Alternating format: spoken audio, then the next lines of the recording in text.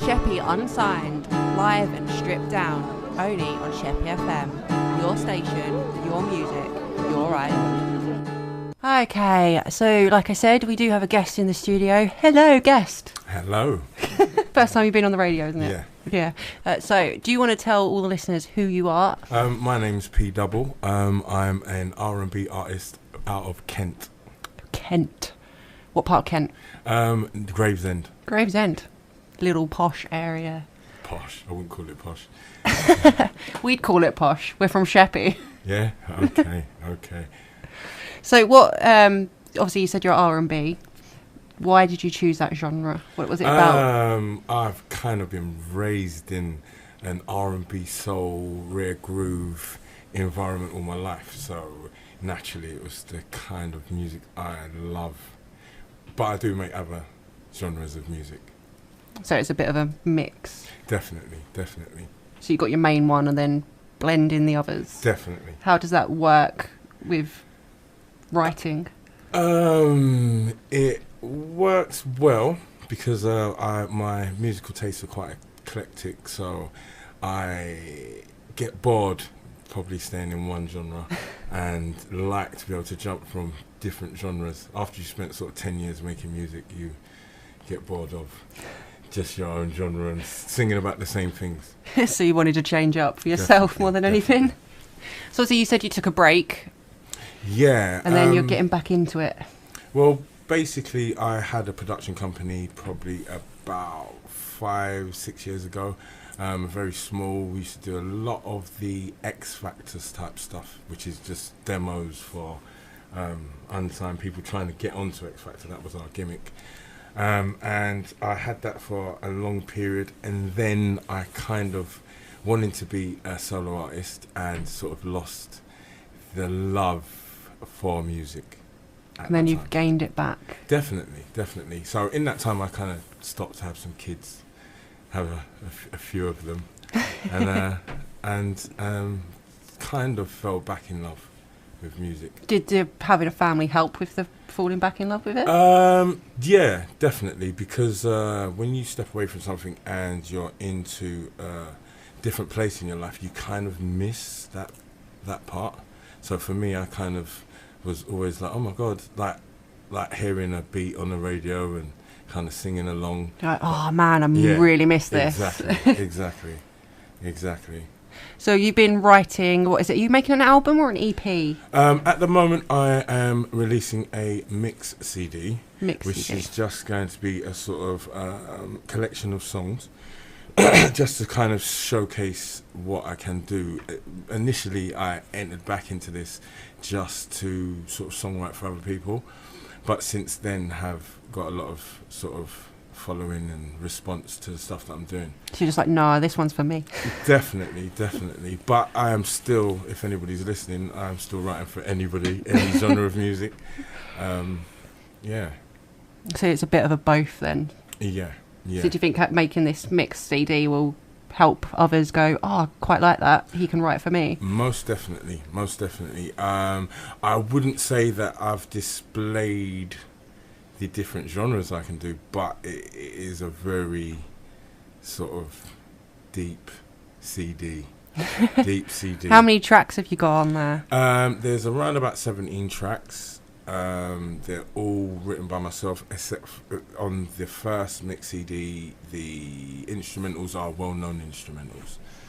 So to introduce myself on a more personal level. Yeah, so get a bit of what people know, and then... Yeah. That does make sense. Yeah. That does make sense. Oh, thank you. I like to compliment sometimes, it's okay. So, see, 17 tracks, are you recording them all? You used to be a producer, so you're doing it all by yourself? Yep. They're all written, produced, engineered. The only thing I'm not doing is the mastering. So you've got an outside masterer? Yeah, I've got an outside masterer. I'm very bad. But yeah, so but everything else is solely like me on my own. So this for the first time as an artist is really me not having anybody telling you what else to do. Do you find that easier? Yeah, it is easier and harder because it's easier in the sense that you get your own way all the time. But harder in the sense that it's sometimes better to have somebody to tell you when you need to make a big decision. Yeah, and when you've gone a bit too far. Like. Definitely. And a decision for me might take me a week, whereas I could ask somebody who I trusted and it would be done within 10 minutes. You know? So that's the pros and the cons. So a bit more freedom, but sometimes that's not necessarily a good thing. Definitely. Especially in the music industry. Definitely. Do you find yourself critiquing yourself more doing it on your own? Yeah, because before you want to show it to a person that you do trust, you want to make it the best you possibly can. So I find myself never ever being finished. Yeah, I see you laughing. Yeah, Yeah. it's when decide that stopping point when you've got to just think, this will be fine. Yeah. I think that's the mark of a true artist. I think there's a painter that I watched on TV that said that his painting's never finished until somebody actually takes it from him. Yeah. Because he's still, even when they're taking it, he still can spot one little bit that he could touch up or rub out, or you know what I mean. And I feel that is exactly the same with me. Obviously, you do different genres as well. So how does that work? If you're like in a mood for the one genre, do you then look at the ones that are the other and just think, oh no? I think that you've hit the nail on the head right there. It's what I'm in the mood for. Yeah. I can only really write what I'm feeling, and sometimes you're angry about something, and R&B just doesn't do it. It just doesn't cut it, you know. So no, you don't really want a strong beat when you're angry. Exactly. So it's a lot of getting stuff off my chest. A lot of my songwriting is, you know what I mean. Well, most of the best ones is normally when I've got some form of gripe with the world or my partner. Sorry, babe. You do find that helps with the best songwriting though, when it's more personal. Yeah, definitely. Then I think the listeners get something more when a songwriter writes it from a personal point. Yep. I think that's the only way you can feel an artist, is if they're telling you the truth. I think a lot of the stuff, when you try and copy someone, that's when you kind of fall into the sort of blurred beige category. Yeah, it's all right, but if you're not really standing out, why should I listen to you? Exactly. And most of the people that I'm influenced by and I love musically are people that changed the course of music. So who would you say you're influenced by? My influences range from, let's say, Biggie Smalls, then to Eric Clapton. One of the greatest songwriters I would ever say is a guy called Cole Porter, which was in the 1920s. Also, I love Elton John. Yeah, I know that's a controversial thing to say. Nice. Yeah. I like him as well. As a songwriter, he's got hit after hit after hit after hit, and you'd be stupid not to look at him as a legend. Yeah, even if you don't like him. Yeah, even if you can don't acknowledge. Like his genre, you can acknowledge the songwriting skills there. Definitely, and if someone's got hits for 30 years plus, they're doing something right. Definitely. So with your mix CD, where do you see it taking you? Do you want to get back into performing? Or more just the backstage? Definitely. Performing is mainly where I come from. I started off sort of at 11, 12 on a sound system in North London. I went to school in North London. And we used to have a sound system, one of the first teenage sound systems. And we sort of used to come home from school and have our parents sort of take us to the record shops to buy records. So, and on that sound system I used to sing. So it's just sort of progressed from there. So in my mind, I've always done it. I've always made music, always wrote in my rough book at school. Do you know what I mean? You must have notebooks full of songs. Yeah. Well, not in the last 8 years or so. I've got really lazy. Because of modern technology, I tend to just record stuff on my phone. Yeah, you can. You can just hit that record button now, and if it's in your head, it can just instantly come out. Yeah. So I tend not to actually see a pen anymore. Yeah, so obviously where you have taken a break from the music industry and come back to it, do you think it's better now with social media and the internet and all the technology? Most definitely. When I had my production company, we didn't have internet. Yeah, so imagine that. I want all of you out there to imagine that. No internet. No internet. So we literally had to print up flyers and posters, and we used to have a van and a driver at that point that we used to like be out till like 4 or 5 in the morning, like literally with a bucket full of paste and some brushes and posters, and just driving around putting up posters. And we used to have to promote via mix CDs, pirate radio stations. So now, and also record labels decided who got signed and who didn't. Yes, yeah, not the public. Exactly. So in that, it is definitely changed the music industry. It means that a lot of people that wouldn't have got heard because they haven't got the right look or the right speaking voice or whatever, they're now getting heard. You know what I mean? Even down to things like X Factor. I did X Factor like 4 years ago. I got through 4 rounds. But what everybody doesn't know is that there were 4 rounds before you get to the live finals. Yeah, I went to one of the first rounds, and it's literally in a massive hall. Yep. You sing a few bars in front of someone that's not even looking at you. Definitely. It is tough. It is the worst experience of my life. Yeah, I literally wanted to leave and stay every second that I was there. I was like, oh, I should just go. Oh, actually. And then in the first one, I think it was in Wembley, and I got my golden ticket, which, do you know what I mean, after waiting there from 9 o'clock in the morning, I think I sung at about 10:30 at night. Oh, blimey. Yeah, it was absolute madness. And to be fair, in the first audition, the guy that I sung for, he didn't put me through, and it was the guy in the next cubicle that said, no, you come and audition in here. And then I got my golden ticket. So that should just tell you how social media has sort of changed the game. Especially with YouTube. Definitely. And obviously you were saying, we were just talking off air, that you've just got into Twitter. Yeah. And finding that helps a lot. I'm 3 weeks in, and I'm an addict. I have to say I'm an addict. But it's just meant that the right people can get in touch with the right people. Yeah, will you be joining SoundCamp as well? Definitely. SoundCloud and all of that? Definitely. Literally, there is no music available on my Twitter right now. It's at PW Music, spelled MUZIQ. And but the first mixtape of 2, I've got 2, will be in the next 2 to 3 weeks. I'm just literally mastering at the moment, so I'm waiting on a guy to finish and call me. And you know how musicians are. Yes. Yeah, they can be a bit temperamental unless you keep bugging them. Definitely. And I am definitely bugging him, so you know what I mean. So obviously with like playing it live, I've never seen R&B live. Yeah. How does it transist from, obviously you don't get stand up on a stage with a full band and instruments? You can, and I have done. So it can be done, and really that's the essence of the original music. Do you know what I mean? Originally it's soul music. It's the music of slaves who didn't have any instruments, so they hummed a beeline, stamped their feet, and created, you know what I mean, harmonies that way. So it's just literally that's what soul music means. It's just music literally from the soul.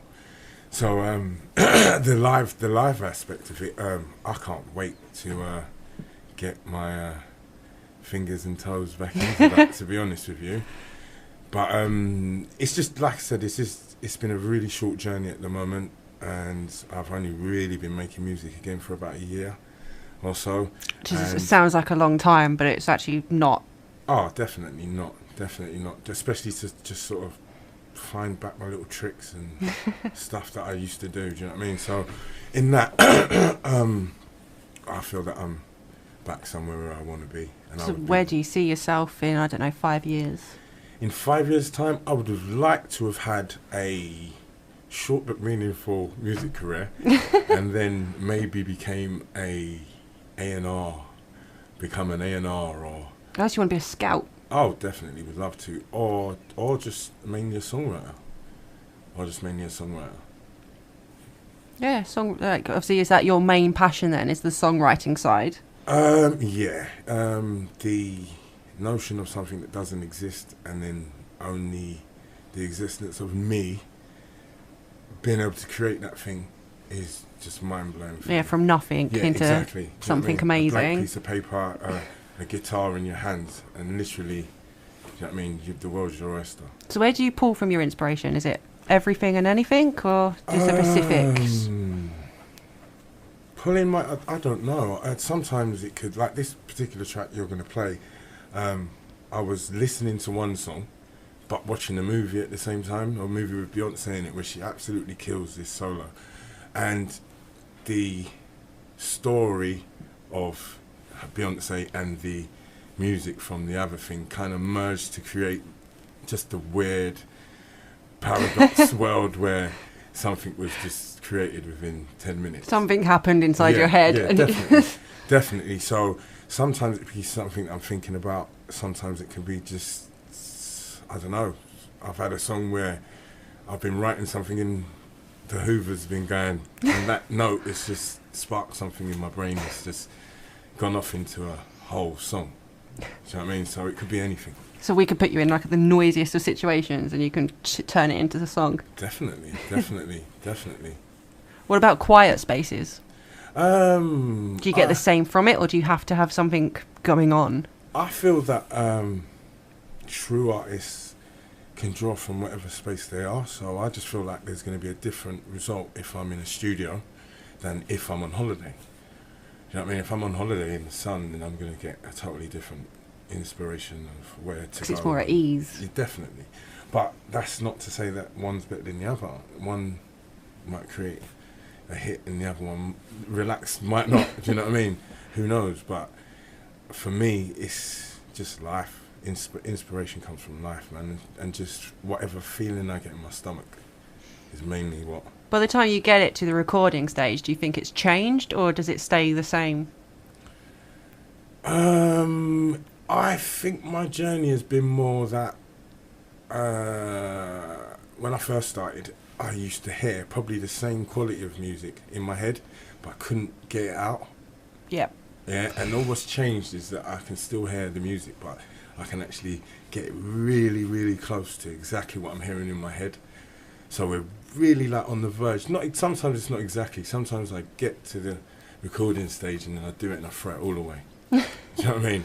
And it just doesn't come out. But you hear that a lot, actually. Yeah. It sounds really good in your head, and then maybe in 5 years' time you'll do it again. Yeah. And it actually comes out how it was in your head. Yeah. Or sometimes you're in the shower and just the echo just sounds. Oh, really you don't good. sing in the shower, do really you? Good. Yeah, I do. And you're gonna put a recording studio in the shower. Yeah, and the echo sounds really good, and you think this is going to be excellent. And then you record it and you listen and you think. My test is the night before. I always leave something in the night and listening to it in the morning. Sometimes you get carried away in the night and you may have had something to drink or whatever, and you've really thought, this is wicked, and you get up and we think, what? Yeah, it's really not. Yeah, what was that? Yeah, that's why you should probably record during the day. Yeah. And not at night. I think so. Everything seems more... I don't know, everything just seems better at night time. Definitely. Whereas if you play it during the daytime and it's absolutely crap all of a sudden. Yeah. I agree. What? So did you have more than 17 tracks? Or are these pinned down? That's the 17 on this mix CD. Like I may have mentioned before, I've got 2 ready at the moment. So I'm going to release one and then possibly a couple of months after I'll release the other one. And it's just, the first one is more, like I said, the tracks that you've heard before and just what I think I can do with them. And the second one is more me. So it's more of tracks I've done myself mixed with other people that have produced for me. So it's all absolutely original. So you have been collaborating with people then? Yeah. Not vocally, but in production-wise, yeah. Does that help with the inspiration side of it? Because they can bring something new to it that you maybe didn't think of before?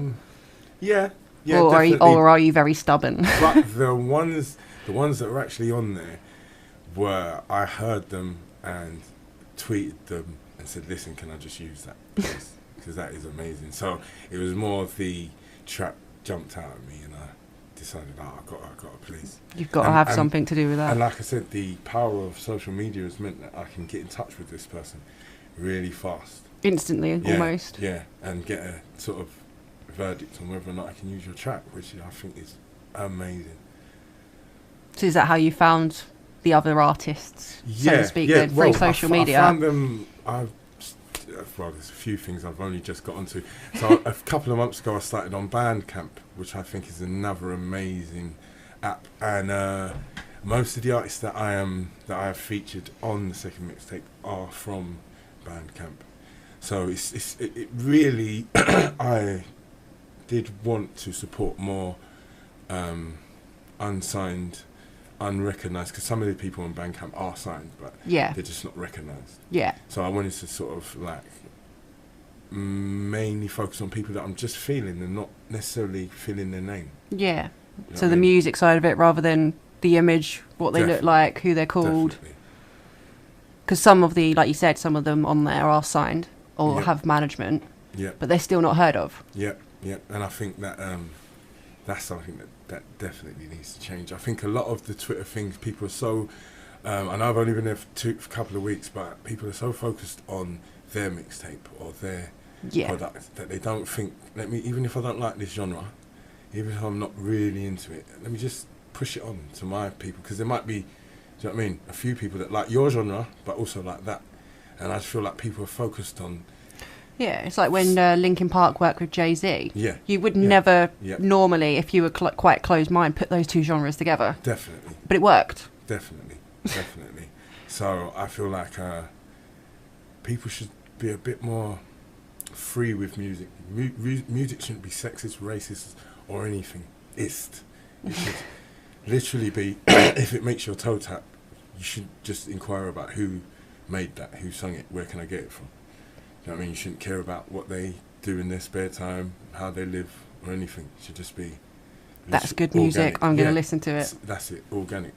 You know what I mean? And I feel like a lot of people on Twitter are censoring, doing what the record labels used to do. Yeah, you find that a lot as well on Facebook and stuff. Which is why, like SoundCloud and what was the other one? Like... YouTube, for instance, as well.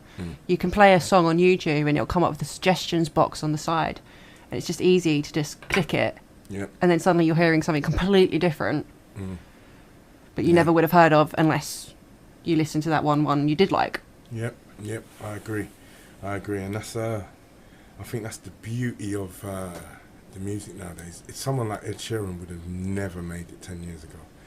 Never, ever. He's just not the right... He's a geeky ginger. He's never going to get anywhere. Exactly. So he at best would have just been a songwriter. Yeah, or Susan Boyle, for instance. Yeah, definitely. Amazing, blinding voice. But a different route. Yeah. The Britain's Got Talent route is a very, do you know what I mean, controlled route. Whereas, and I don't think Ed Sheeran would have got through that. No, it's true. So you agree with the programmes then, obviously, like the X Factor and The Voice? Definitely. Do you think they work? Definitely. You can't, because we're getting more sort of underground and sort of finding people from weird places, you can't X out popular culture.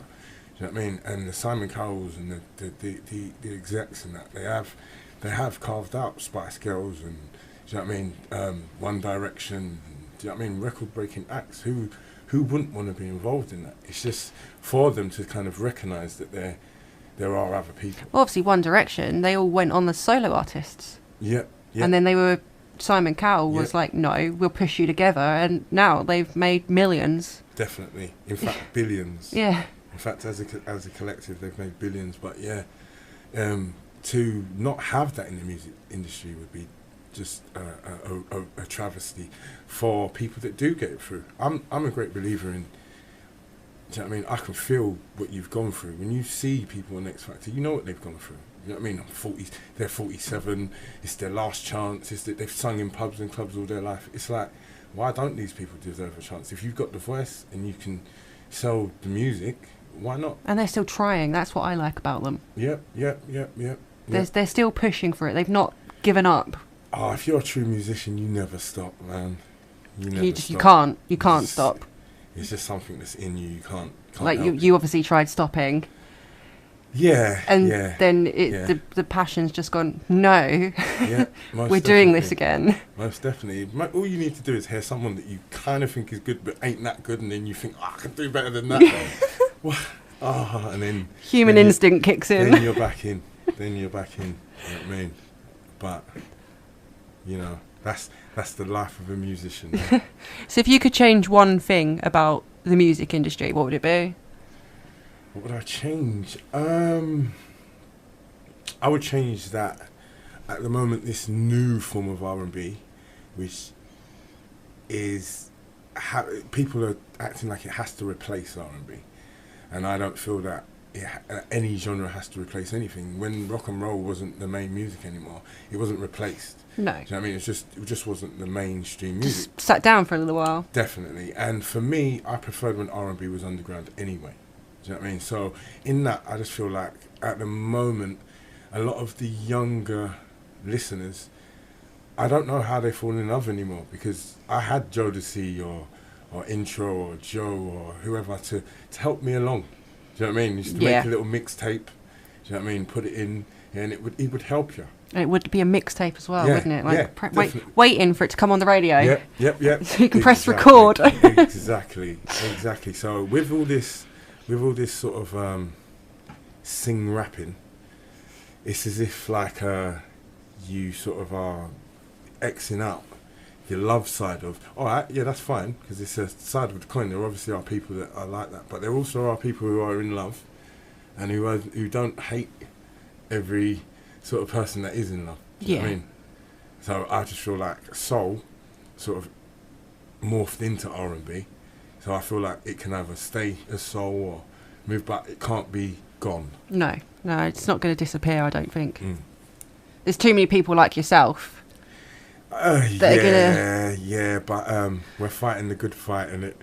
You know what I mean? We're fighting the good fight. But you're still fighting, and that's what's going to keep it. Yeah, and I keep going to all the old singers' concerts and putting in my £50, making sure that they still stay alive. You know. Right, so obviously you're going to play a track for us. Yep. What track is it you're going to be playing? Well, this is a demo, and it's called Listen. It was the one I was talking about that was inspired by the Beyonce solo in Cadillac Records. That's the film. Hey, we remembered it. Yeah, Cadillac Records. Yeah, it was that, and it's a sort of a throwback to the original soul, the Smokey Robertson, Otis Redding's, that kind of sad, draw an emotion out of you type song. Okay, so it's obviously you're playing it through your phone, so do you want to get that ready for me? Okay, cool. Because I don't know how to use a Samsung. This is technology. All right, there you go. You don't even need to play it live anymore. You can just play it through your phone. Helps, doesn't it? Yeah, see? Right, so here we go. If you want to let us know what you think, it's 01795 665898. Off you go.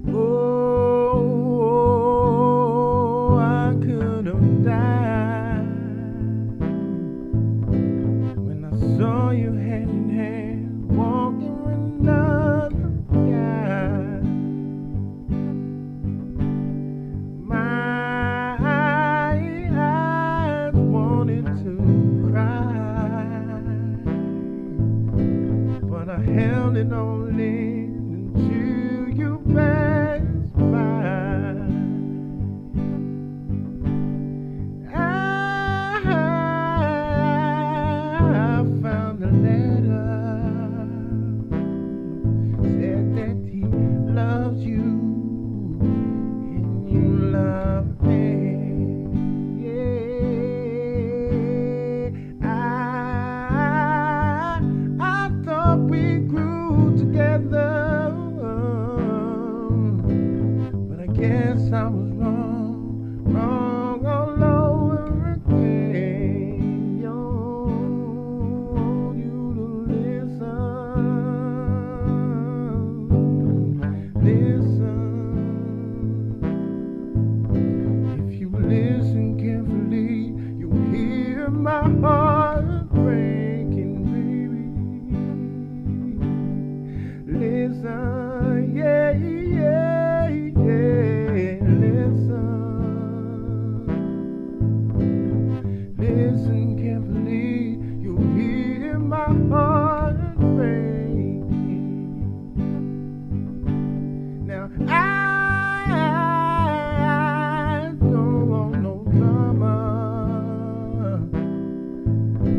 my mama, you'll never be here again.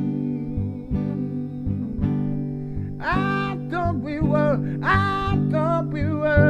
compatible, but I guess you had your eye on someone. Hey, want you to listen.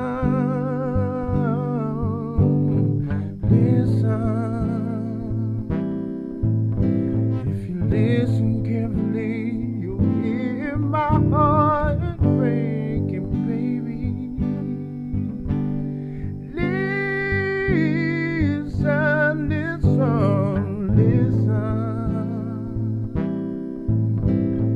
listen carefully, you'll hear my heart breaking, baby. Oh. There you go. So obviously Barry likes it. Yeah, Barry's good. Barry's got good ear. And he brought our drinks in during as well. Yeah. So, right. Well, thank you for coming in. Thank you. Being as late as it is. Yeah. And we look forward to receiving the mixtape. Well, you'll definitely be the first to receive it. I'll put a time of, let's say 3 weeks. 3. And I'll come back and possibly play it live. That'll be good. Yeah. You can have a bit more time to prep then. Yeah. Learn a few acoustically. That'll be good. Yeah, I will definitely. Right, so thank you for coming in. Thank you for having me. That's okay. And yeah, you can enjoy your coffee now while I get on with the work. Thank you. Hashtag Sheppey Unsigned.